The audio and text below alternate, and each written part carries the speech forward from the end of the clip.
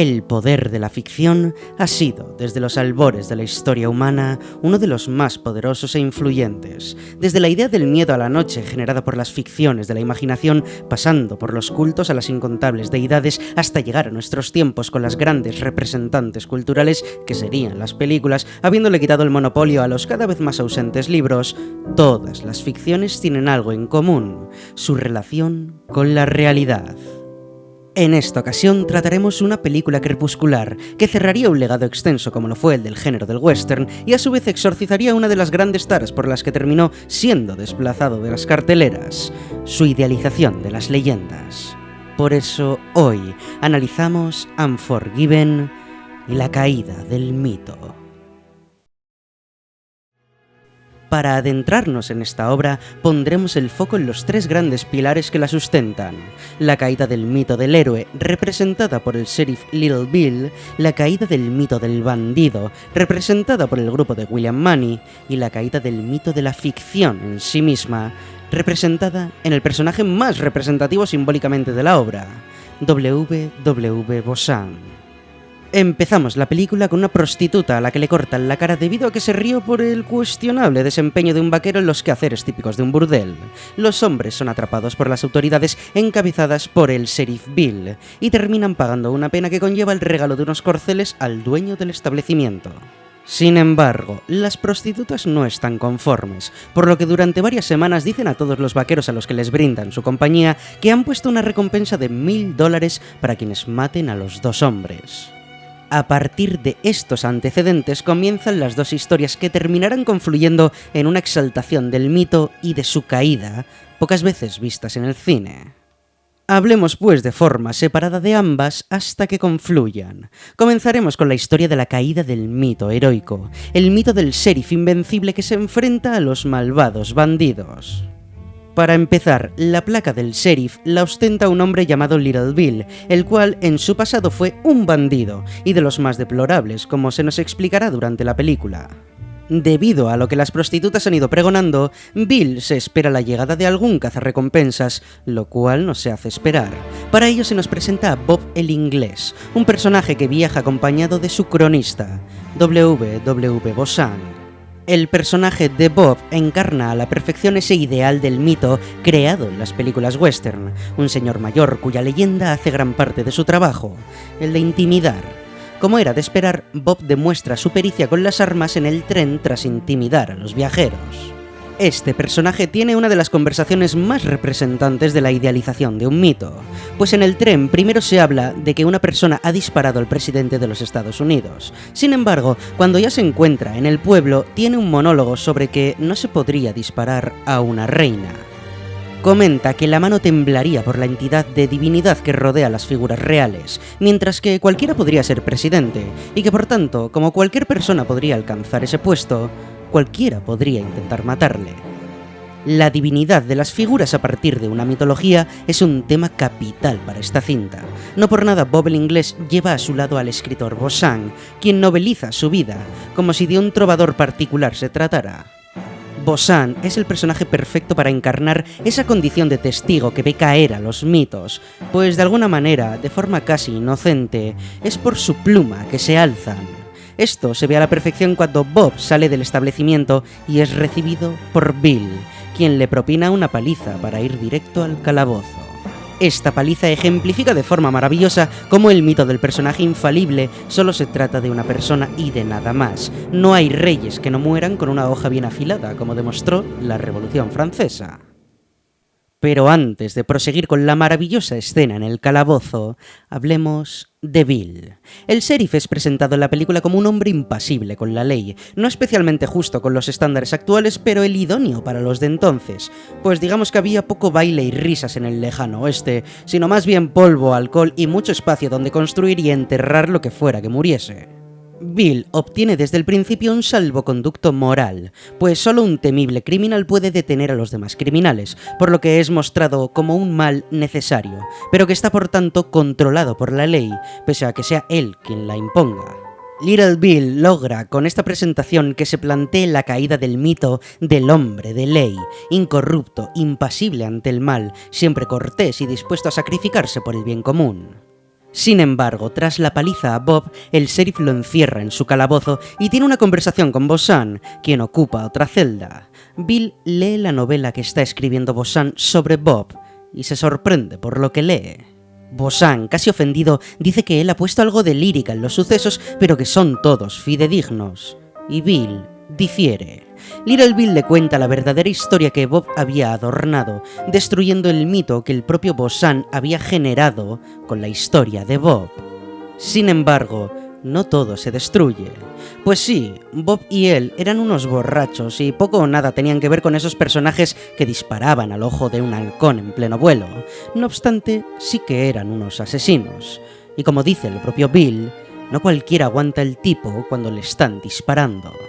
Lo mejor del personaje de Bosan es que es un crédulo, como en el fondo lo son o lo somos todos los que escriben, pues el mito, la leyenda, la idealización generada desde la ficción les mueve el alma. En definitiva, les mueve la esperanza de que sean reales.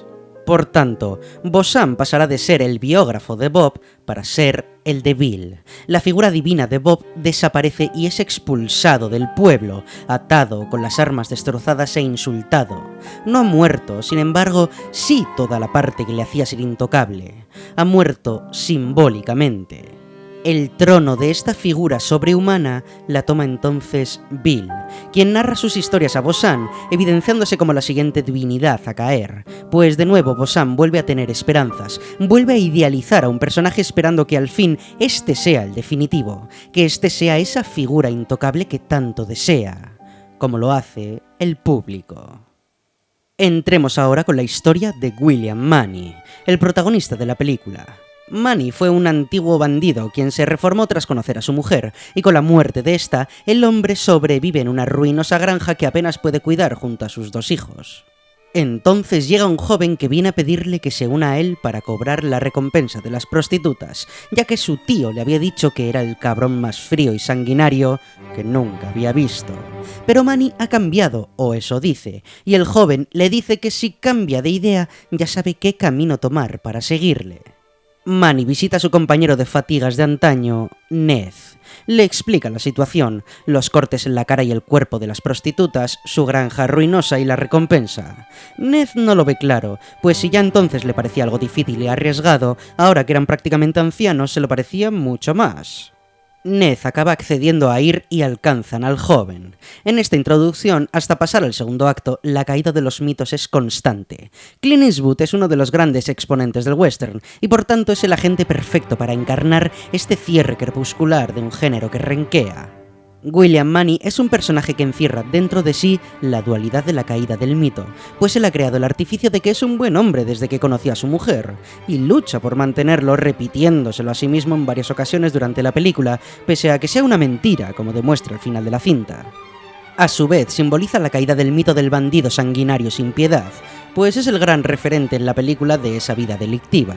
Esto se ve muy claro cuando el joven le pregunta a cuántos mató, como si fuera un juego de contar a cuántas botellas lograron disparar.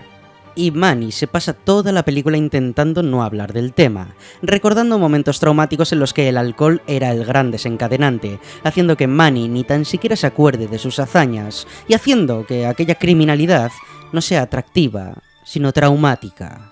Asimismo, para la caída de ese mito, previamente se debe crear, por lo que primeramente se idealiza la idea de la criminalidad, al principio con esa nueva aventura que aparece ante ellos, pues pese a que necesiten el dinero solo es una excusa para volver a sentir lo que sentían antes, esa libertad, que por otra parte era terrible, como pronto recordarán ambos. El joven Scofield es la representación de esta idealización, al igual que lo es Bosan en la parte de Bill. Es el personaje que insiste en las historias que le contaba su tío sobre Munny, sobre su violencia y cómo este se salía siempre con la suya como alguien que estaba por encima de las leyes humanas, una divinidad a fin de cuentas. A su vez, será quien ejemplifique esta muerte de la divinidad cuando por fin mate a una persona. El trauma de matar a alguien le abre los ojos, el quitarle todo lo que pudo ser y lo que fue. Que lo haga cuando el hombre está cagando de manera rastrera y sucia, casi aparatosa, le da esa pátina de realidad que no se incluyen en las historias de su tío, por lo que decidirá no volver a agarrar un revólver en su vida. Por otro lado, el papel de Ned es el de quien quiere volver a jugar a ser el bandido de antaño, pero que nunca lo fue realmente, como si quisiera demostrarse, al contrario que Manny, que puede ser una mala persona. Eso se ve claramente en el momento en el que encuentran a uno de los hombres y Ned no puede disparar porque no puede quitar una vida. La vuelta al hogar de Ned y el que no quiera verse envuelto en la caza de los hombres es tan representativa como el que sea apresado por el sheriff y asesinado de una paliza antes de confesar.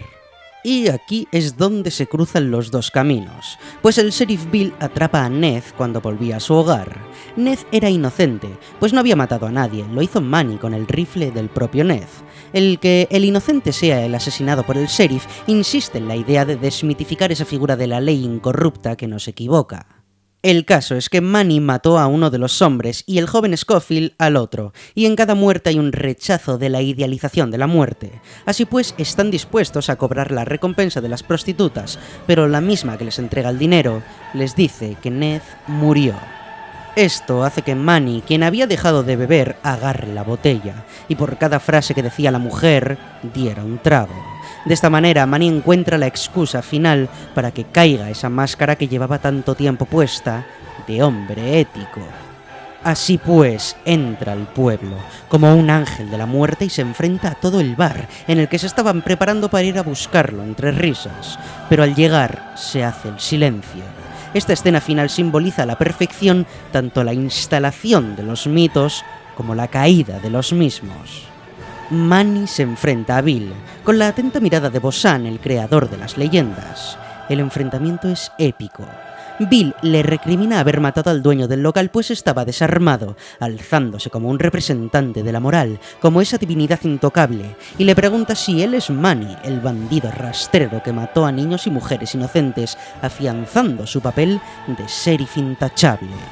Entonces Manny le responde que sí, que ha matado al dueño porque ha adornado sus paredes con un inocente como era Ned, y que en efecto ha matado niños, niñas, mujeres y hombres, ha matado todo lo que respiraba, y hoy había ido a matarle a él. Esta conversación digna de cualquier epopeya mitológica, de cualquier relato épico, desentona en una realidad construida alrededor de la caída de los mitos y las leyendas. Y este es el motivo por el que funciona tan bien, pues todas las ficciones, todas las leyendas y sucesos épicos tienen su base en la realidad.